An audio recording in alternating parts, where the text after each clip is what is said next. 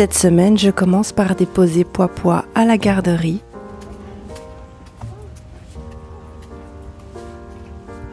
Aujourd'hui, j'ai rendez-vous à Shibuya, en plein centre-ville, avec une petite treat venue tout droit de Belgique. Malheureusement, rien ne se passe comme prévu. Je vais avoir plus de 30 minutes de retard, il me semble. Oui, vous avez bien entendu, le train est en retard. Ici au Japon, je sais que les trains sont connus pour leur ponctualité légendaire, mais en réalité, c'est un mythe qui me fait un petit peu rire. C'est pas tant que les trains sont toujours à l'heure, c'est plutôt que leur fréquence élevée rend les retards moins visibles.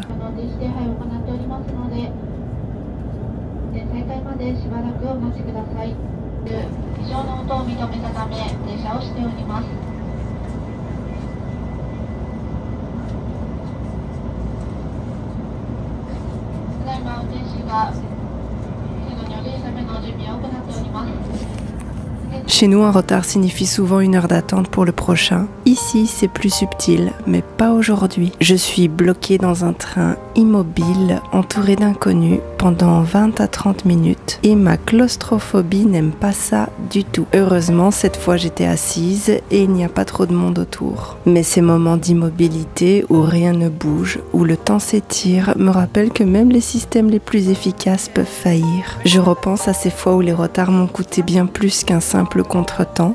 Comme cette soirée où, sans train pour rentrer, j'ai dû débourser une fortune en taxi. J'avais une babysitter qui attendait mon retour pour partir. Quand on est une maman seule dans un pays étranger, tout repose sur un équilibre fragile. Une panne, un retard et tout peut basculer. C'est pour ça que je sors rarement le soir, pas par manque d'envie, mais parce que je peux pas me le permettre en fait.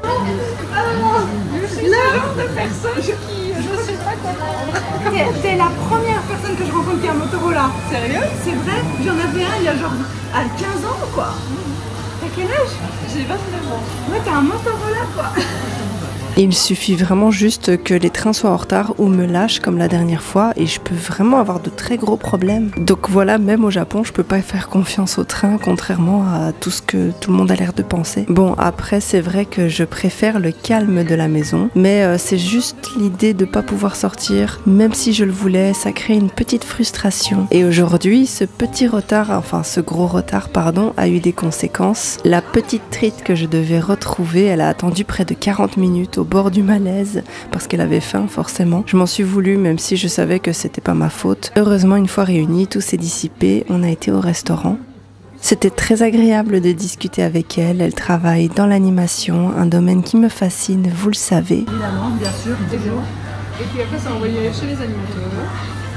Puis c'est envoyé chez ceux qui font les fixes, là, tu vois, pour les ambulances et tout, des trucs comme ça. Et puis sur voilà. Moi, je suis dans les métiers du sommet de la chaîne de production. Ça veut dire quoi? En gros, il y a à part le mec qui écrit le script, c'est moi qui fais la base de l'épisode. Ah, ouais, donc on est au-dessus de la chaîne, tu vois. Et plus ça descend dans la production, et plus c'est réparti, il y a plus de monde.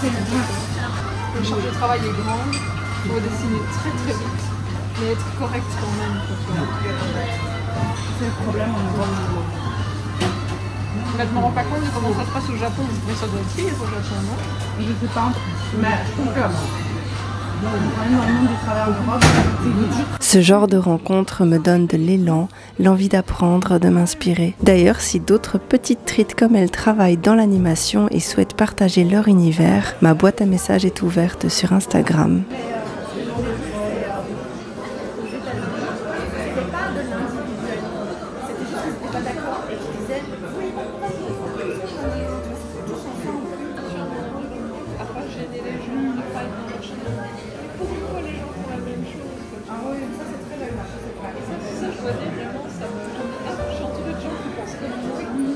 Comme vous pouvez l'imaginer, je me suis empressée d'aller rechercher ma fille à la garderie après ma rencontre à Shibuya parce que je ne veux pas prendre le risque d'être en retard à cause des trains.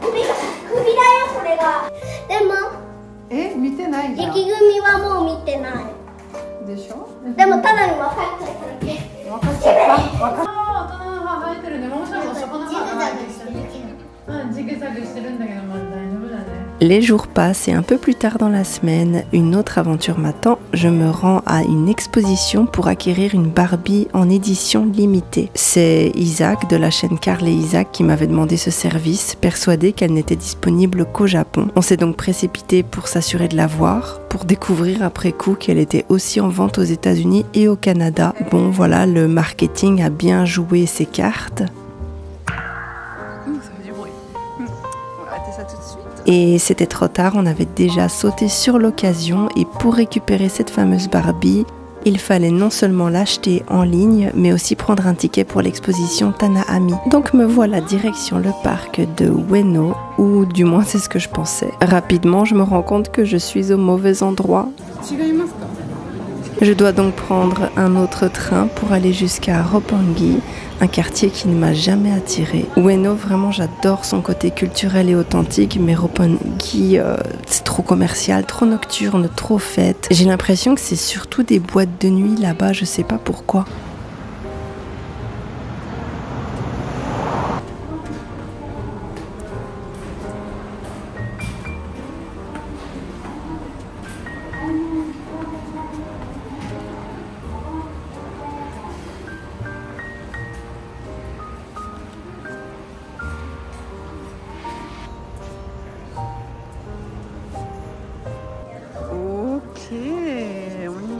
C'est beau, j'aime bien. Mais me voilà enfin arrivée à l'exposition et c'était vraiment une surprise très agréable. Découvrir l'univers de cet artiste m'a captivée. Voir comment d'autres expriment leur créativité me pousse toujours à explorer mes propres perspectives. Cette liberté dans l'art, cette manière de suivre son intuition sans chercher à plaire ou à s'aligner sur des codes précis, c'est ce qui me parle profondément. À chaque fois que j'ai créé quelque chose jusqu'à présent, c'est principalement en suivant cet instinct que j'ai trouvé ma voie. Et c'est ce que je ressens chez beaucoup d'artistes en fait, y compris Tanaami. Une liberté totale dans le processus. C'est presque comme un fil rouge qui relie les créateurs du monde entier. Peu importe leur audience.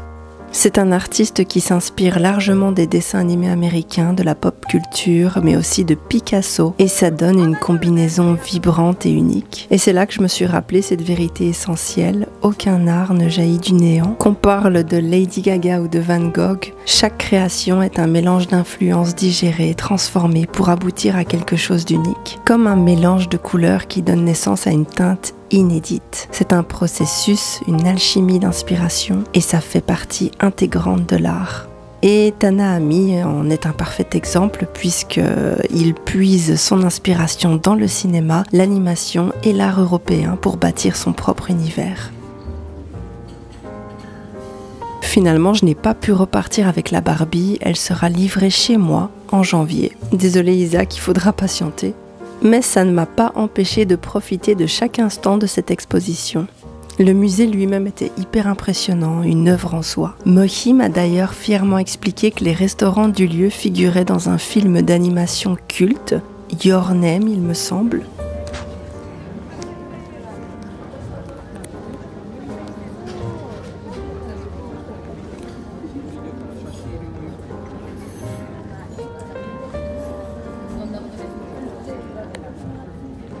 C'est un détail qui ajoute encore plus de magie à l'expérience. Alors même sans Barbie en main, cette escapade m'a offert une belle dose d'inspiration.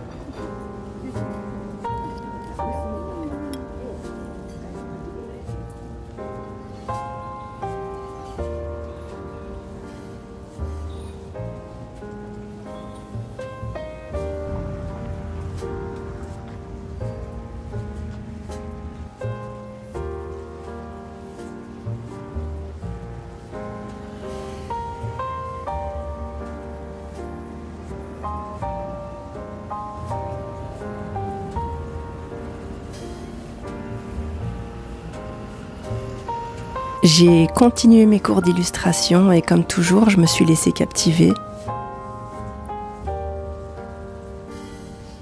Cette fois, le sujet portait sur les ombres, un domaine où je ne suis pas très à l'aise.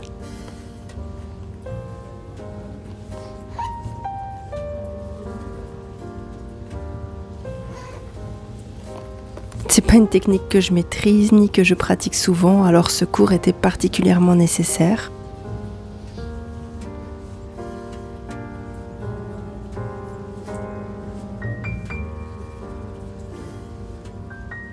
Ce que j'apprécie dans ces leçons, c'est qu'on ne m'impose pas une seule méthode, comme si le dessin devait suivre des règles strictes. On me donne plusieurs options et je découvre des territoires inconnus.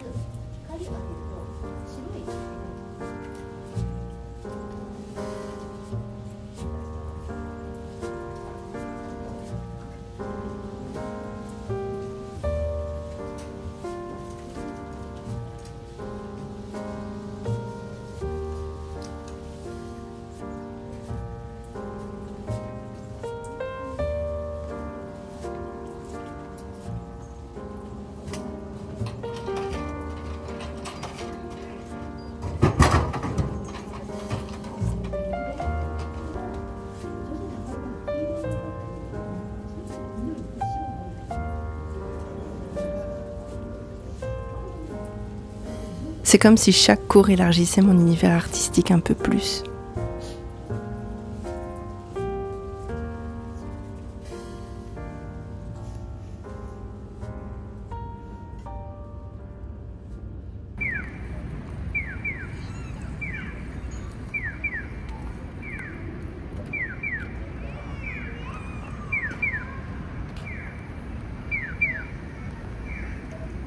Et après les cours, la routine reprend.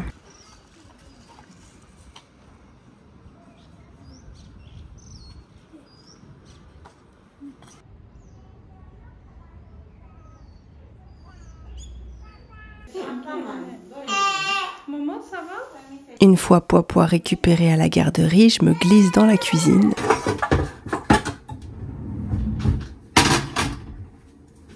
Vous avez été nombreux à me dire que vous aimiez ces petits moments où je cuisine, même si entre nous, je ne suis pas une grande chef. Mais si ça vous fait plaisir, je vous emmène volontiers avec moi. Vous savez peut-être déjà que j'avais commencé des cours de cuisine il y a quelques temps, mais ces cours que je réserve quand j'ai du temps justement se sont raréfiés. Ça fait bien 4 ou 5 mois que j'ai pas pu y aller, ou peut-être juste une fois tout au plus.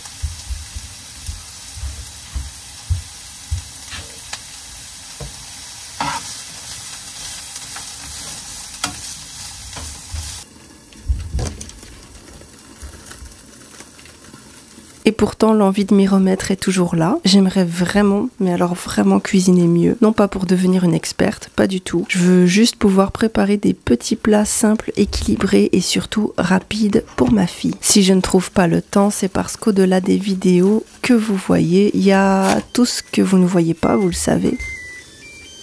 Le montage, les tâches du quotidien, les sponsors... Des mails, des entretiens, téléphoner avec la famille, s'occuper des trucs personnels, la vaisselle, les repas, conduire Poipois à l'école, gérer les imprévus. Et bien sûr, on n'oublie pas mes petits défis personnels. Et à côté de ça aussi, j'écris toujours mon livre, je développe toujours mes personnages. Donc peut-être qu'à l'écran, j'ai l'air plutôt calme et fluide, mais derrière, c'est une danse constante pour jongler avec tout. Un peu comme tout le monde en fait finalement. On a tous une vie bien remplie je pense. Donc ne vous fiez pas à ce que vous voyez dans mes vidéos toujours. Je sais porter ma maman. Ah, tu vas me porter. Voilà, on y va.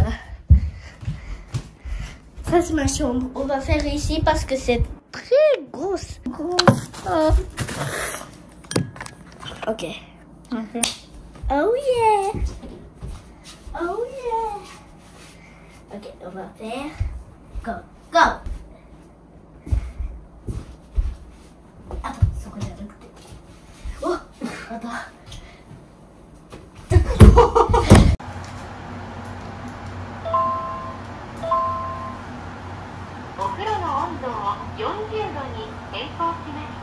Voilà un aperçu de ma semaine. J'espère que ce petit moment passé ensemble vous a plu.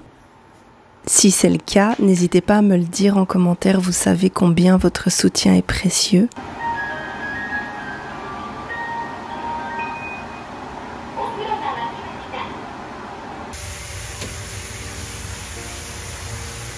non seulement pour la santé de la chaîne, mais aussi pour moi. Et si la suite vous intéresse, vous pouvez vous abonner en activant la cloche. Merci du soutien.